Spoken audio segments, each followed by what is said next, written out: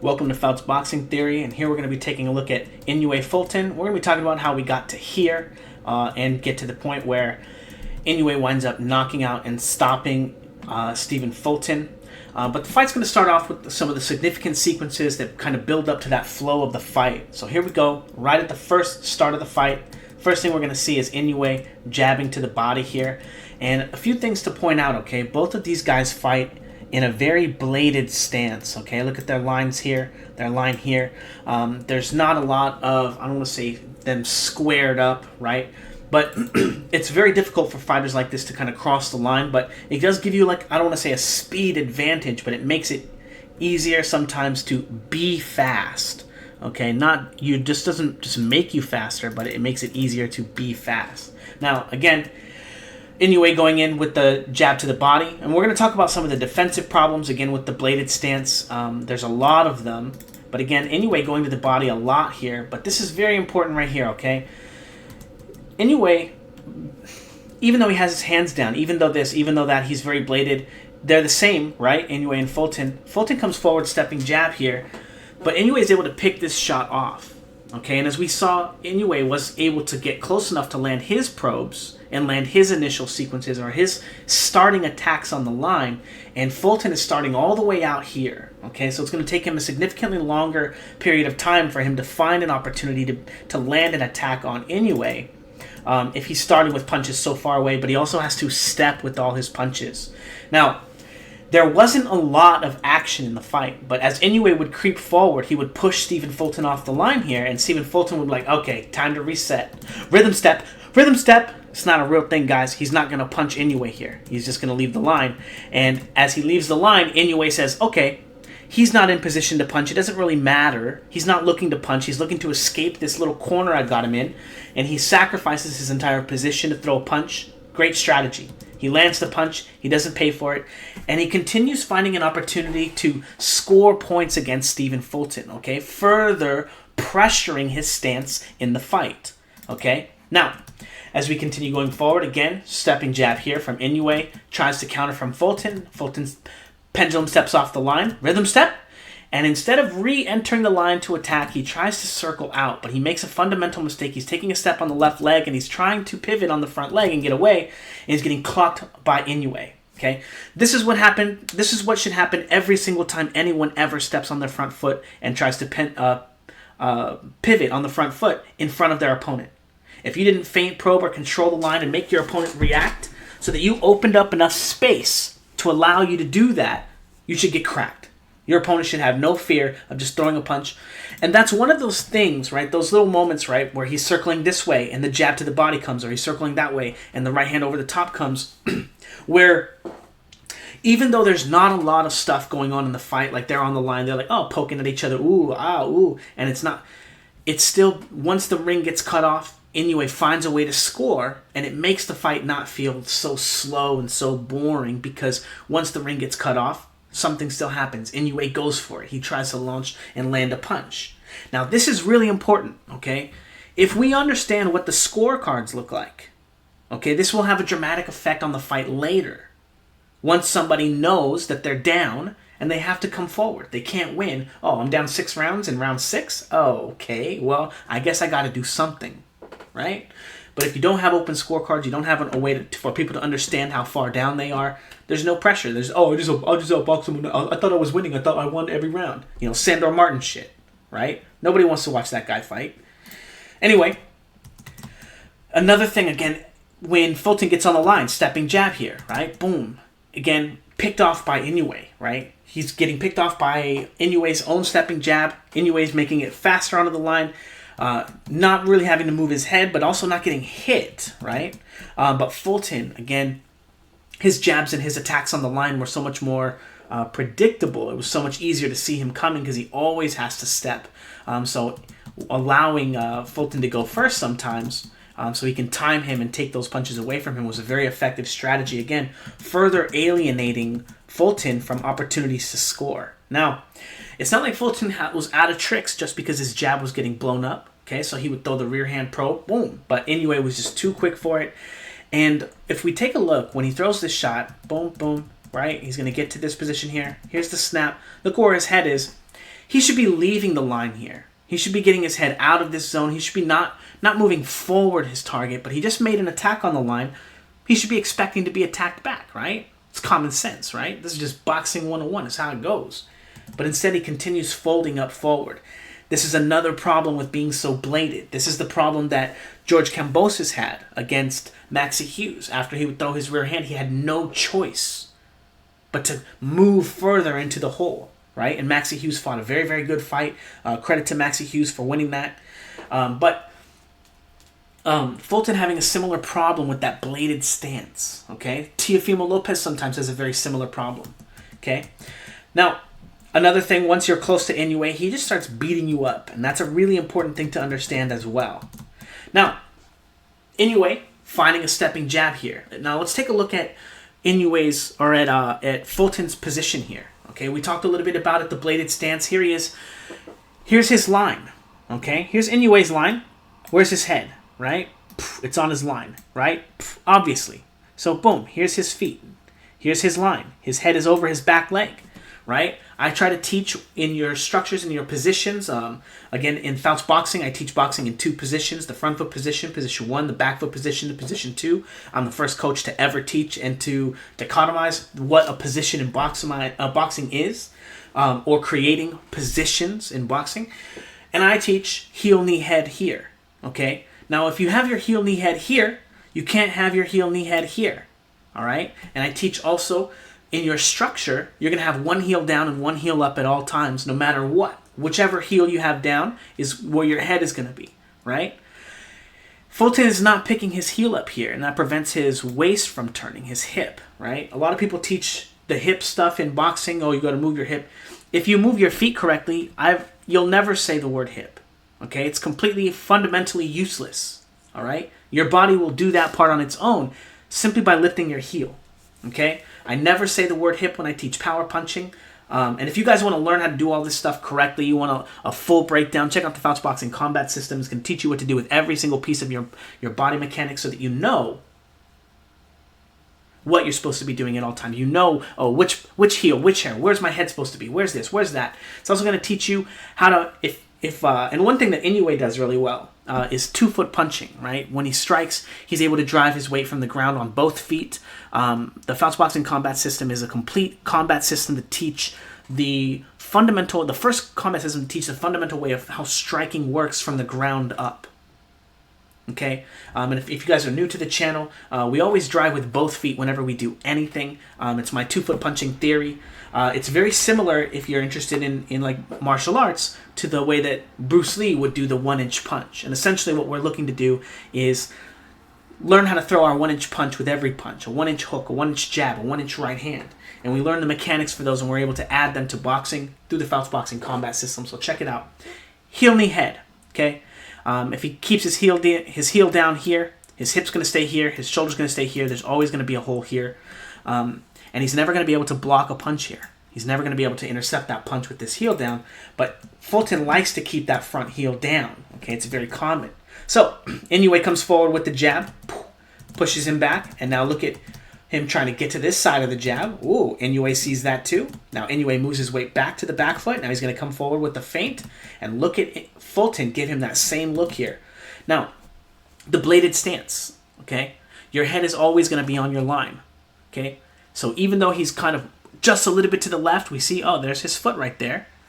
When the right hand comes, because the left hand was a feint, his head moves straight back onto his line, and it winds up in a very, very, very predictable position for Inoue to tag him right on the chin. And again, this is the problem with the bladed stance, is that the positions for your head become so predictable. All right? And Fulton winds up getting kind of smacked here with a good shot. Now, jumping in with a 1-2. And now again, if you sit on the line with somebody, especially like Inoue, they're just going to start blasting you. Even though he wasn't landing the 1-2, getting a good amount of control from Fulton. Now, real quick, look at him trying to block this punch. If he's going to come back to the line and make an attack, maybe with an uppercut, maybe with an overhand right, maybe with anything, it's okay that he keeps this structure. It's okay. Notice, his weight is still being applied to the front foot because the front heel is down, even though he's blocking and pulling his weight away. which is okay if your next exact move is to attack the line. But we see that it's not, and he's still forced to move forward into the line anyway, because of the structure that he chose when he defended that punch. Okay? He had no choice. So he moves forward, and Inoue continues blasting him. If he wants to make this block and he wants to not re-enter the line, he has to be able to lift his heel and get this heel down here. Otherwise, he's always going to maintain this structure. This structure on the back foot is going to be the same, and his weight is always going to be driven forward. Again, he should be throwing a right hand right now and clocking Inoue. But again, that's another problem with the very bladed stances, the way that when you learn to manage your weight and you only fight in a blade. Yeah. Now again, the bladed stance, he comes forward, 1, he's missing the 2, he goes to the body instead of the head. Now, if you're not Floyd Mayweather, you're not going to get away with ducking below the waist and cheating. You're not. Okay? It was super blatant. He would just throw his head in between his legs and pretend that was a boxing move. Have you guys ever seen a guy do that in training? And then you'd be like, wow, man, that's a real G. Look at him. Look at him. In the middle of his jumping rope, he just ducks his head to the floor, putting his head in between his legs because he doesn't have a tail. Come on. That's not boxing. This is what happens when you don't pendulum step off the line after a right hand comes and you shift your weight to the back foot and you keep your front foot footwork structure and you're forced to move back to the front foot, or you pendulum forward. You get hit. You get hit. This is what's supposed to happen. You're not supposed to get a free ride to duck below the waist and then come up grabbing your opponent, holding him by the waist. Andre Ward. Okay? That's not boxing. Okay? Now, I'm not trying to say that what Fulton's doing is right. I'm just saying that if you make a mistake, you got to pay for it. Okay? And the less we allow people in boxing to make mistakes and get away with them, George Kambosos, the less shitty boxing we have to watch. Because people who make mistakes get weeded out. And then we don't have to watch them. We don't have to watch shitty fights. Kambosos. So, if Fulton makes a mistake here, he gets hit. No offense. Now we don't have to watch him fight. No, I'm just kidding, Fulton. This was actually a pretty sick fight, bro, and you should be proud. I think that you fought your heart out. So, jabbing to the body. Now, as Fulton's coming forward here, watching him pendulum walk, okay? I teach boxing in multiple phases and walking in the way that you're supposed to come forward, and you can't just stepping forward, right? We saw Fulton getting picked off when he would step forward with his left leg first, right? So he closes the gap between the back leg first, and now the front leg can move forward, right? Allowing him to get into position. Back leg, forward. Now, he does it slow. Wait. He's going to do it slow. Back leg, front leg. And now he's going to do a fast one, and he's going to trigger Inoue. This little pendulum step, right? When you break your pendulum walk up, it allows you to creep up to the line. Okay? It allows you to slowly approach the line and begin crossing it. Allows you more control, okay? And you're going to take these steps small, one step, back foot. See what he does when you take that back foot step. You don't have to move. Now take that front foot step. Yes, he's going to attack you when you take a step forward. Just like if you threw a stepping jab. It's the same. Except that if you're a stepping jab person, you're priced into making an attack as you take a step on your front foot. That's the only thing that you can do. And if you're fighting, and that's the interesting thing, right? Like a guy like Tony Jeffries, this scrub, right? If you fight somebody who doesn't know how to fight, that's always going to work. It's always going to work. If you practice to fight people who don't know how to fight. But that's not what we do at Fouts Boxing. That's not what we teach you to fight people who know how to fight. You're going to look like you fight better than you know how to fight. Anyway. This is very important because most of the fight, Inoue was the one pressing forward and putting damage on Fulton. Okay? And this pendulum walk here, we're going to see this present itself a little bit later. But look, he's able to make an attack on Fulton's press forward. Fulton counters the attack. And then Inoue counters the counter with the hook. Further alienating Fulton from opportunities to interact with Inoue because he's going to be paying for them. Right? I thought this was a beautiful, beautiful sequence. Boom. Boom, boom, and he just gets him so quick. Now, real quick, for those of you going to be watching Charlo versus Canelo, This is a very, very, very interesting move here. I don't know if this exactly like this, but jab, right? Because Charlo is a front foot fighter, right? He's a bladed stance fighter. Jab to the body, throws that. Here comes the counter from Canelo. This is Charlo's best counter. That's his best punch. And if he can walk Canelo into that, he may find an opportunity to win the fight. Who knows? Who knows? Anyway, continuing to go forward in the third round. And again, if we watch Fulton creeping forward, front foot. Now he's going to take a step with that back foot, right? And here he comes front foot. Now he's going to do the same thing, and he's stepping jab here. Boom. And Inoue's able to pull counter that and land a very, very powerful shot over the top of Inoue's jab. A beautiful, beautiful shot. Boom, boom. Again, Fulton with the stepping jab and the bladed stance, and without actually being able to probe, because he can't take a step and then just throw a jab without stepping, right? It's important to be able to do both, but because he can't do one of them, he's priced into checking the line with this move that Inoue's very good at seeing, okay? Now, when I started learning boxing, my coach was teaching me a stepping jab, right? And he's like, nobody's going to know how to step with their jab. You're going to annihilate everybody. And you know what's funny? For a while, it worked. It worked really well. People just couldn't compete with the stepping jab. And I was pretty fast and athletic. I was super fast and athletic. So it made it even harder. But that's like the first trick that you learn in the amateurs. Because when you learn to do something like that, and that's the first trick that you learn, there are so many other things that you don't get to learn if it works. Right? Think about somebody like Devin Haney. He's so good with the stepping jab. But most of the rest of his boxing is very poor. Most of the rest of his punches cause him to come so far off the floor. He has so much reset time that someone like Lomachenko, a short guy, a short old man, is going to beat him up. Right? And he beat him up. Anyway, jab to the body. Now check that out. Check out that guard here. Okay, this is very, very, very interesting because there's a turning point in the third round. At the end of the third round, Inoue started to turn it up and throw a few more punches. Okay, so he's going to get on the line with the jab here. And look at the guard from Fulton, right? And see how his hand just drops here?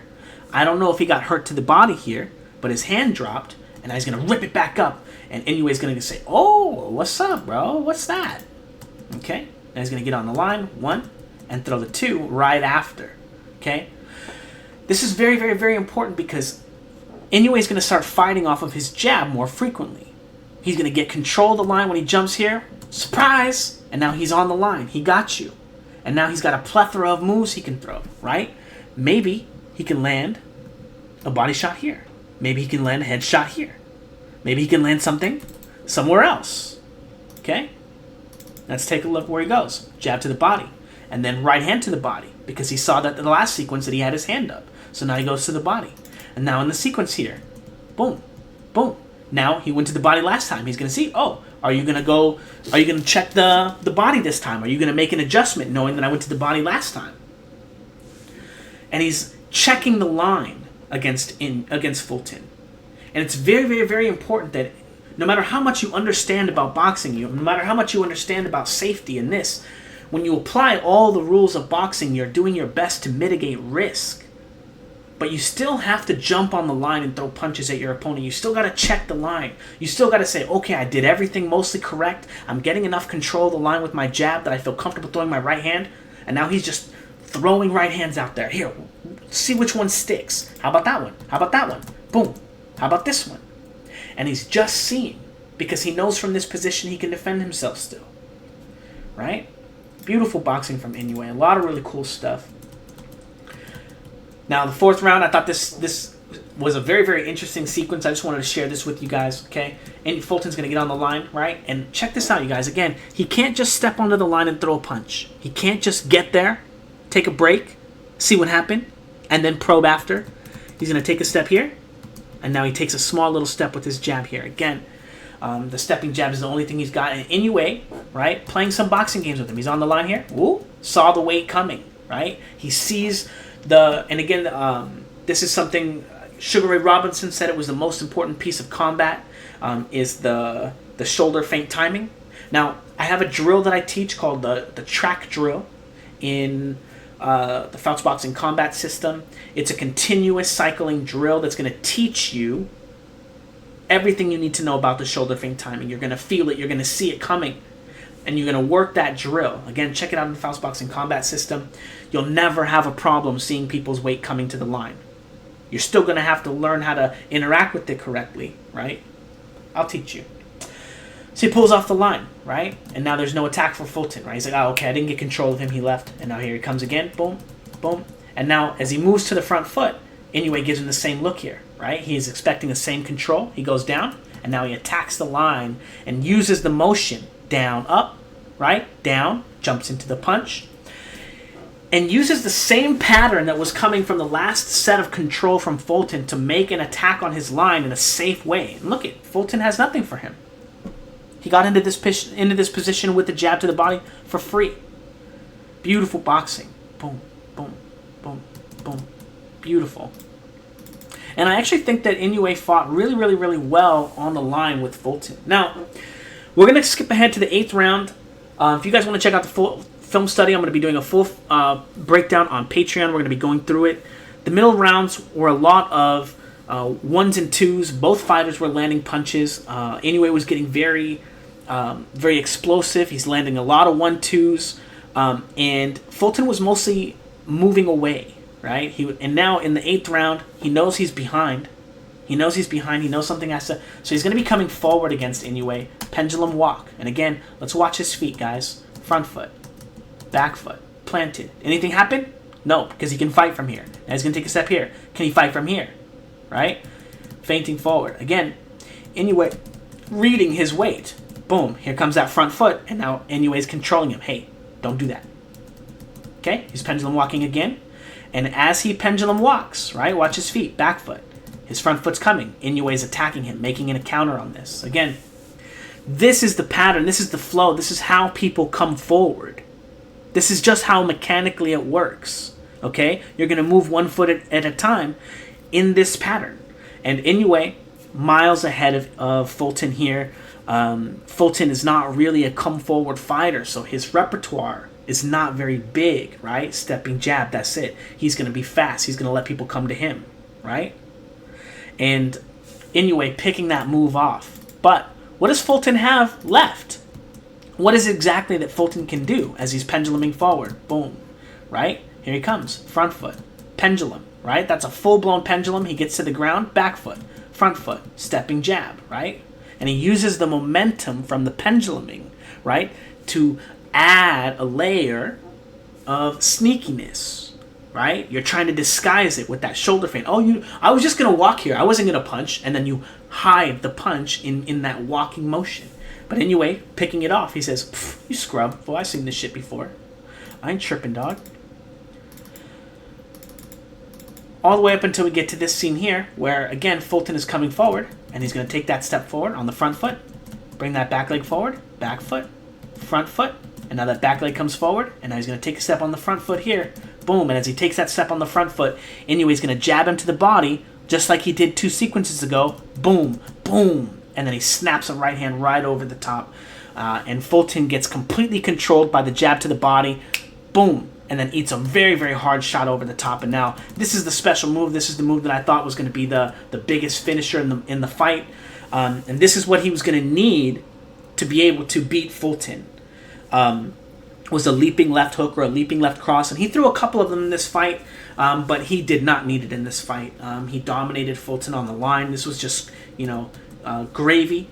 Gravy on the cake? I don't think you put gravy on cake, right? It's gravy on the potatoes. Who eats potatoes for dessert? I don't know, man. Anyway, it was a pretty good performance from Inoue. He was so fast. He was so sharp. And he fought pretty well on the line. He came forward really well. Every time he got Fulton to the ropes, he would look to take advantage and score. And a lot of times he would score multiple points, multiple punches. Anyway,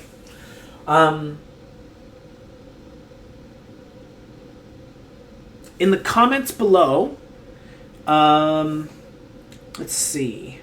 Nobody got the question from Cambosis, from the Cambosis film study. Nobody got the answer correct. So we're gonna do a different question.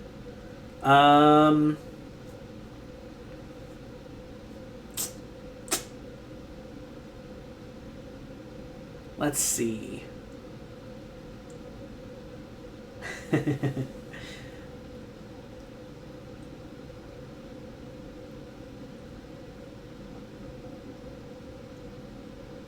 If you're not bladed, okay, if you're not bladed, because however you choose your bladed foot stance, right, where is your foot positioning, if you're not bladed, what should your foot positioning be?